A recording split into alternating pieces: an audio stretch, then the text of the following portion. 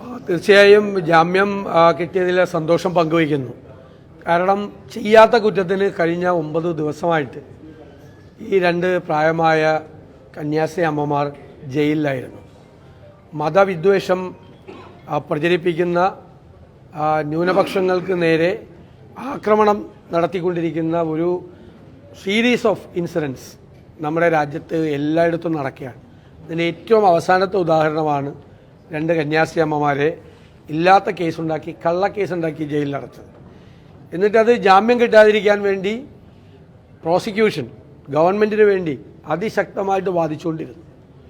ഇപ്പോഴും ഗവൺമെൻറ് അന്വേഷണത്തിൻ്റെ തുടക്കം മാത്രമേ ആയിട്ടുള്ളൂ. അതുകൊണ്ട് ജാമ്യം കൊടുക്കരുത് എന്നാണ് ഇന്നും കോടതിയിൽ അവരാവശ്യപ്പെട്ടത്. ഇന്നും കോടതിയിൽ അപ്പോൾ കസ്റ്റഡിയിലെടുത്ത് ക്വസ്റ്റ്യൻ ചെയ്യേണ്ട ആവശ്യമുണ്ടോ എന്ന് ചോദിച്ചപ്പോൾ അതിൻ്റെ ആവശ്യമില്ല എന്ന് മാത്രമേ പറഞ്ഞിട്ടുള്ളൂ. ജാമ്യം കൊടുക്കരുത്, അന്വേഷണത്തിൻ്റെ ആദ്യഘട്ടത്തിലാണ് എന്നാണ് ഇന്നും പ്രോസിക്യൂഷൻ വാദിച്ചത്. അതേസമയം ബജരംഗിന് വേണ്ടി വന്ന അഭിഭാഷകരെല്ലാം ഒരു കാരണവശാലും ഒരു തരത്തിലും ഇവർക്ക് ജാമ്യം കൊടുക്കരുത്, വലിയ ക്രിമിനലുകളെ പോലെ, വലിയ കൊലക്കുറ്റം ചെയ്ത ക്രിമിനലുകളെ പോലെയാണ് ഈ കന്യാസ്ത്രീമാരെക്കുറിച്ച് ഇവർ പറഞ്ഞ് പരത്തിയിരുന്നത്. അപ്പോൾ BJPയുടെ സംസ്ഥാന നേതൃത്വം പറയുന്നതിനൊന്നും യാതൊരു പ്രസക്തിയില്ല, ദേശീയ നേതൃത്വം പറയുന്നതിനും ഒരു പ്രസക്തിയില്ല. അവരെല്ലാവരും ഇതിൽ കൂട്ടുനിൽക്കുകയായിരുന്നു. സംഘപരിവാറിന് ബജരംഗദളിനെ നിയന്ത്രിക്കാൻ പറ്റുന്നില്ല, അവരുടെ ഗവൺമെൻറ്റിനെ, ഛത്തീസ്ഗഡിലെ ഗവൺമെൻറ്റിനെ നിയന്ത്രിക്കാൻ പറ്റുന്നില്ല. അപ്പോൾ ഇവരെല്ലാം അറിഞ്ഞുകൊണ്ട് തന്നെയാണ് ഇത് നടന്നത്. കഴിഞ്ഞ 365 ദിവസത്തിനുള്ളിൽ നടന്ന 834ാമത്തെ സംഭവമാണ് ക്രൈസ്തവർക്ക് നേരെ നടന്ന ആക്രമണം. ഒരു ദിവസം ശരാശരി 2 കേസുകളാണ് ക്രൈസ്തവർക്ക് നേരെ ആക്രമണം ഉണ്ടായിക്കൊണ്ടിരിക്കുന്നത്. അതിലേറ്റവും അവസാനത്തെ സംഭവമാണിത്. ഇവരുടെ മുഖം മൂടി വലിച്ചു മാറ്റാൻ കഴിഞ്ഞു എന്നത് മാത്രമാണ് ഇതിൻ്റെ ഈ ഒരു സംഭവത്തിൻ്റെ പ്രത്യേകത. ഇനി ഇത്തരം സംഭവങ്ങൾ നമ്മുടെ രാജ്യത്ത് ഒരിടത്തും ആവർത്തിക്കപ്പെടാതിരിക്കാൻ വേണ്ടിയിട്ടുള്ള നടപടികളാണ് സ്വീകരിക്കുന്നത്. മതത്തിൻ്റെ പേരിൽ ഒരു സമൂഹത്തെയും ആക്രമിക്കരുത്. തെറ്റായ കാര്യമാണ്. മതപരിവർത്തനം നടത്തിയെന്നും മനുഷ്യക്കള്ളക്കടത്ത് നടത്തിയെന്നുള്ള തെറ്റായ ആരോപണം ഉന്നയിച്ചുകൊണ്ടാണ് ജാമ്യമില്ലാത്ത കേസിൽപ്പെടുത്തിയവരെ ചെയ്തത്. അപ്പോൾ അത് വീണ്ടും ആവർത്തിച്ചാൽ, ഇപ്പോൾ ഒരു സ്ഥലത്തും അവരുടെ വസ്ത്രങ്ങൾ ഉപയോഗിച്ചുകൊണ്ട്, ഇപ്പോൾ കന്യാസ്ത്രീമാർക്കും വൈദികർക്കും അവരുടെ വസ്ത്രങ്ങൾ ധരിച്ചുകൊണ്ട് യാത്ര ചെയ്യാൻ പറ്റില്ല. ഒരു ട്രെയിനിൽ യാത്ര ചെയ്യാൻ പറ്റില്ല, പുറത്തെ ബസ്സിൽ യാത്ര ചെയ്യാൻ പറ്റില്ല. ഒരു സ്ഥലത്തും ഈ പറയുന്ന BJP ഭരിക്കുന്ന സംസ്ഥാനങ്ങളിൽ യാത്ര ചെയ്യാൻ കഴിയാത്ത തരത്തിലേക്കുള്ള ഒരു സ്ഥിതിയാണ് ഉണ്ടായിരിക്കുന്നത്. രാജ്യവ്യാപകമായി ഇഷ്ടംപോലെ വിദ്യാഭ്യാസ സ്ഥാപനങ്ങൾ നടത്തുന്നുണ്ട്, ആതുരാലയങ്ങൾ നടത്തുന്നുണ്ട്, ഒരുപാട് ആദിവാസി മേഖലകളിൽ മിഷണറി പ്രവർത്തനങ്ങൾ നടത്തുന്നുണ്ട്, ചാരിറ്റി പ്രവർത്തനങ്ങൾ നടത്തുന്നുണ്ട്. സ്റ്റാൻ സ്വാമിയെ, വന്ധ്യവയോധികനായ ഒരാളെ ജയിലിൽ പാർക്കിൻസൺ ഡിസീസ് കൊണ്ട് 2 കൈയും കൂട്ടിപ്പിടിച്ചൊരു ഗ്ലാസ് വെള്ളം കുടിക്കാൻ വയ്യാത്തൊരു വന്ധ്യവയോധികനെ ക്രിമിനലാണ് എന്ന് പറഞ്ഞ് ചങ്ങലക്കിട്ട് ജയിലിലിട്ട് കൊന്ന ഭരണകൂടമാണ്. ചങ്ങലക്കിട്ട് ഭരണകൂടം. ഒരു സ്ട്രോ പോലും ചോദിച്ചിട്ട് കൊടുത്തില്ല. വെള്ളം കുടിക്കാൻ, വെള്ളം കൈ ചേർത്ത് പിടിച്ച് പാർക്കിൻസൺ ഡിസീസ് ആയതുകൊണ്ട് വെള്ളം കുടിക്കാൻ പറ്റാത്തൊരു വന്ധ്യവയോധികനെ ജയിലിൽ ചങ്ങലക്കിട്ട് കൊന്ന ഭരണകൂടമാണ്. അവരാണിത് ചെയ്തുകൊണ്ടിരിക്കുന്നത് എന്നുള്ള യാഥാർത്ഥ്യം എല്ലാവരും തിരിച്ചറിയണം. ഇത് രാജ്യത്തെ ഭരണഘടന ഉറപ്പു നൽകുന്ന ആ സംരക്ഷണത്തിൻ്റെ ലംഘനമാണ് ഇവിടെ നടന്നത്. ലംഘനമാണ്. ഇത് ആവർത്തിക്കപ്പെടാൻ പാടില്ല ഇന്ത്യയിൽ ഒരു സ്ഥലത്തും. അതിനെതിരായിട്ടുള്ള ശക്തമായ പോരാട്ടം നടത്തും. ഇപ്പോൾ ജാമ്യമർക്ക് കിട്ടുന്നതിന് വേണ്ടിയിട്ടുള്ള നിയമപരമായ പ്രവർത്തനങ്ങൾക്ക് നേതൃത്വം കൊടുത്തത് ശ്രീ റോജി എം ജോൺ MLAയും ശ്രീ സജീവ് ജോസഫ് MLA. ഞാൻ അവരെ പ്രത്യേകമായി അഭിനന്ദിക്കും.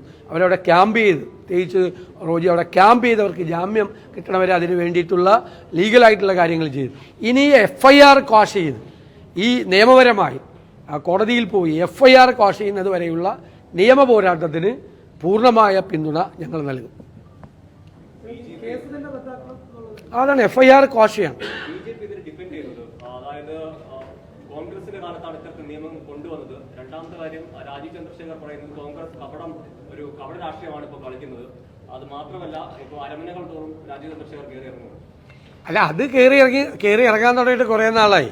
2023 ക്രിസ്മസ് കാലത്ത് ഞാൻ പറഞ്ഞൊരു വാചകമുണ്ട്. ആട്ടിൻ തോലിട്ട ചെന്നായികളാണ് കേക്കുകളുമായി അരമനകൾ കയറി ഇറങ്ങുന്നതെന്നൊരു വാചകം 2023 ക്രിസ്മസ് കാലത്ത് പറഞ്ഞ. അത് യാഥാർത്ഥ്യമായി. 2025 അത് യാഥാർത്ഥ്യമായി. ജൂലൈ മാസത്തിൽ അത് യാഥാർത്ഥ്യമായി. 2023 പറഞ്ഞ അതേ വാചകം ഇന്നിപ്പോൾ സഭയുടെ മേലധ്യക്ഷന്മാരെല്ലാം ആ വാചകങ്ങൾ ആവർത്തിക്കുന്നുണ്ട്. കേക്കുമായിട്ട് പോയത് ഇതെല്ലാം കബളിപ്പിക്കലായിരുന്നു രാജ്യത്തുടനീളം നടന്നത്. അത് പ്രതിരോധത്തിലാവുമ്പോൾ ആർക്കെതിരെ എന്തെല്ലാം ആക്ഷേപം ഉന്നയിക്കാം. ഈ നിയമമൊന്നും കൊണ്ടൊന്നും ഞങ്ങളുടെ കാലത്തൊന്നുമല്ല ഈ നിയമം, ഇത്തരം ഒരു നിയമവും കൊണ്ടുവന്നിട്ടില്ല. കർണാടക തെരഞ്ഞെടുപ്പിൽ ഞങ്ങളുടെ വാക്കായിരുന്നു ഈ മതപരിവർത്തന നിയമം എന്നുള്ളത് റദ്ദാക്കുമെന്ന്. ഭരണം കിട്ടി 3-ാമത്തെ ആഴ്ച തീരുമാനം എടുത്തു കർണാടക ഗവൺമെൻറ്. ഞാനാണ് അന്ന് ബാംഗ്ലൂരിൽ തെരഞ്ഞെടുപ്പ് പ്രവർത്തനവുമായി ബന്ധപ്പെട്ട് ക്രൈസ്തവ സഭയുടെ ഒരു ആവശ്യം ഈ നിയമം മാറ്റണമെന്ന് പറഞ്ഞു. അന്ന് ദേശീയ നേതൃത്വത്തിൻ്റെ കൂടി സഹായത്തോടു കൂടി കർണാടകയിലെ ലീഡർഷിപ്പ് നൽകിയ ഉറപ്പ് അവരെ അറിയിച്ചത് ഞാനാണ്. തെരഞ്ഞെടുപ്പിൽ ജയിച്ച് 3 ആഴ്ചയ്ക്കുള്ളിൽ ആ നിയമം കർണാടകത്തിൽ BJP ഗവൺമെൻറ് കൊണ്ടുവന്ന നിയമം സിദ്ധരാമയ്യ ഗവൺമെൻറ് പിൻവലിക്കുകയുണ്ടായി. ഇതാണ് നടന്നത് യഥാർത്ഥത്തിൽ. ഇവർ മനഃപൂർവ്വമായി മതസ്പർദ്ധയുണ്ടാക്കി ഒരു 2 മതങ്ങളെ തമ്മിൽ അടുപ്പിക്കാൻ വേണ്ടി കേരളത്തിൽ ശ്രമം നടത്തി. ക്രൈസ്തവരെയും മുസ്ലിങ്ങളെയും തമ്മിൽ ഭിന്നിപ്പിക്കാൻ കേരളത്തിൽ നടത്തിയ ശ്രമം, അതിൻ്റെ പരാജയം കൂടിയാണ് ഈ സംഭവത്തിൽ ഉണ്ടായിരിക്കുന്നത്. ന്യൂനപക്ഷങ്ങൾ അവരുടെ ഭരണഘടനാപരമായ അവരുടെ അവകാശങ്ങൾ സംരക്ഷിക്കാൻ നിൽക്കണം. ഇപ്പോൾ കേരളം എങ്ങനെയാണ് ഇതിനോട് പ്രതികരിച്ചത്? എല്ലാ സമുദായങ്ങളും മതത്തിന് അപ്പുറത്തായിട്ട് കേരളത്തിൻ്റെ ഒരു മനസ്സുണ്ടായിരുന്നു, ഒരു മതേതര മനസ്സ്. ആ മതേതര മനസ്സ് ഒരുമിച്ചായിരുന്നു. എല്ലാവരും ഒരുമിച്ച് ജാതി മത വ്യത്യാസങ്ങളില്ലാതെ ഇവർക്ക് ജാമ്യം കിട്ടണം, അമ്മമാരാണ് ജയിലിൽ അടയ്ക്കപ്പെട്ടിരിക്കുന്നത് എന്നുള്ള വികാരത്തോടു കൂടിയാണ് കേരളത്തിലെ എല്ലാ മതസ്ഥരും നിന്നത്. അതിനിടയിലേക്കാണ് ഈ ഭിന്നിപ്പിൻ്റെ രാഷ്ട്രീയം, ഈ വിദ്വേഷത്തിൻ്റെ രാഷ്ട്രീയം കൊണ്ടുവരാൻ BJPക്ക് ശ്രമിക്കുന്നത്. സകല ശക്തി ഉപയോഗിച്ചുകൊണ്ട് കേരളത്തിലെ കോൺഗ്രസും കേരളത്തിലെ BJPയും കേരളത്തിലെ UDFും ഈ BJPയുടെ പ്രവർത്തനങ്ങൾക്കെതിരായിട്ട് കേരളത്തിലെ ഉൾപ്പെടെയുള്ള BJPയുടെ ദേശീയതലത്തിലുള്ള BJPയുടെയും സംഘപരിവാറിൻ്റെയും പ്രവർത്തനങ്ങൾക്കെതിരായി അതിശക്തിയായി പോരാടും. ഒരു സംശയം വേണ്ട. അല്ല, അത് അവരിപ്പോൾ കേന്ദ്രത്തിൽ ഭരണത്തിരിക്കുന്ന പാർട്ടിയുടെ പ്രതിനിധികളായി ചെല്ലുമ്പോൾ ആരോടും അകത്ത് വരരുത് എന്ന് പറയുന്നവരല്ല അവർ. നിങ്ങൾ ഒരു അപ്പോയിൻമെൻറ്റ് ചോദിച്ച് വിളിക്കുമ്പോൾ നിങ്ങൾ ഇങ്ങോട്ട് വരാൻ പാടില്ല എന്ന് പറയുന്നവരല്ല അവർ. ആര് വിളിച്ചാലും അവർ വന്നോട്ടെ വന്നു പോകുന്നവരാണ്. പക്ഷേ വന്നു പോകുന്നവരുടെ ഉള്ളിൽ എന്തായിരുന്നു എന്ന് സ്വീകരിച്ചവർ തിരിച്ചറിഞ്ഞു. അവർക്ക് കുറേ ആളുകൾക്ക് നേരത്തെ അറിയായിരുന്നു, ഇപ്പോൾ എല്ലാവർക്കും ബോധ്യപ്പെട്ടു. അത് ചിലപ്പോൾ നാളെയും ഇവർ അങ്ങോട്ട് ചെന്നാൽ അവരാരും ഇങ്ങോട്ട് വരരുത് എന്ന് പറയുമെന്ന് ഞാൻ കരുതുന്നില്ല. അത്തരക്കാരല്ല അവരാരും. ആര് ചെന്നാലും അവർ സ്വീകരിച്ച് അവിടെ ഇരുത്തുന്നവരാണ്. പക്ഷേ ഇവരുടെ ഉദ്ദേശ ലക്ഷ്യങ്ങൾ എന്താണ് എന്ന് കേരളവും എല്ലാ സമൂഹവും തിരിച്ചറിഞ്ഞു.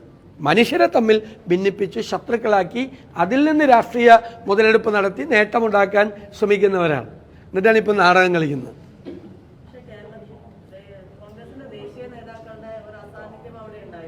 ഒരു ദേശീയ തലത്തിലുള്ള നേതാക്കന്മാരുടെയും അസാന്നിധ്യം ഉണ്ടായില്ല. അവിടെ AICCയുടെ ചാർജുള്ള ജനറൽ സെക്രട്ടറി ഉണ്ടായിരുന്നു. ഛത്തീസ്ഗഡിൻ്റെ മുഖ്യമന്ത്രിയായിരുന്ന ഭൂപേഷ് ബാഗൽ ജയിലിൽ വരെ പോയി. അവിടുത്തെ PCC പ്രസിഡന്റ് ഉണ്ടായിരുന്നു. പ്രിയങ്ക ഗാന്ധിയുടെ നേതൃത്വത്തിലാണ് പാർലമെന്റിൽ സമരം നടത്തിയത്. അതെല്ലാവരും ഉണ്ടായിരുന്നു. എല്ലാ ആളും MP-മാരുടെ 2 ഡെലിഗേഷനാണ് അവിടെ പോയത്. അതൊക്കെ വളരെ കൃത്യമായിട്ടുണ്ടായിരുന്നു. അത് ഇവിടുത്തെ ഈ കേരളത്തിലെ BJPക്കാർ പ്രചരിപ്പിക്കാൻ നോക്കിയതാണ്. ഒരു പ്രസ്താവനയുണ്ടോ എന്നൊക്കെ ചോദിച്ച് ഞാൻ ഭൂപേഷ് ബാഗലിൻ്റെ പ്രസ്താവന എടുത്തു കൊടുത്തല്ലോ. ഏതെങ്കിലും ഛത്തീസ്ഗഡിലെ നേതാക്കന്മാരുടെ പ്രസ്താവന ഒന്ന് കാണിക്കാമോ എന്ന് ചോദിച്ചാൽ ഇവിടുത്തെ BJPക്കാരോ പറഞ്ഞത് കേട്ട് നിങ്ങൾ മാധ്യമപ്രവർത്തകർ കഴിഞ്ഞ ദിവസം എന്നോട് ചോദിച്ചതാണ്. അവിടുത്തെ മുൻ മുഖ്യമന്ത്രി, ഞാൻ അദ്ദേഹമായിട്ട് ഫോണിൽ സംസാരിച്ചാണ്. അതേ എല്ലാ കാര്യത്തിനും ഇപ്പോൾ റോജി M. ജോണൊക്കെ ആയിട്ട് ബന്ധപ്പെട്ട് ഈ കേസിൻ്റെ നടത്തിപ്പും അതിൻ്റെ വക്കീലിനെ എല്ലാ കാര്യത്തിലും അദ്ദേഹം ഉണ്ടായിരുന്നു. മുൻ മുഖ്യമന്ത്രിയാണ് അവിടെ വന്ന് നിൽക്കുന്നത്. അപ്പോൾ ഇവിടുത്തെ BJPക്കാർ പ്രചരിപ്പിച്ചത് പച്ചക്കള്ളാണെന്ന് തെളിഞ്ഞില്ലേ? അദ്ദേഹം അവിടെ ഉണ്ടായിരുന്നു. ആദ്യത്തെ ഡെലിഗേഷന് MP-മാരുടെ ഡെലിഗേഷന് ജയിലിൽ അനുമതി നിഷേധിച്ചപ്പോൾ മുൻ മുഖ്യമന്ത്രി അവിടെ വന്നു. അദ്ദേഹം കൂടി ജയിലിൽ പോയി ഈ കന്യാസ്ത്രീ അമ്മമാരെ കണ്ടു. അതായിരുന്നു കോൺഗ്രസ്. ഇവരുടെ കാപട്യമൊന്നും കോൺഗ്രസിനില്ല.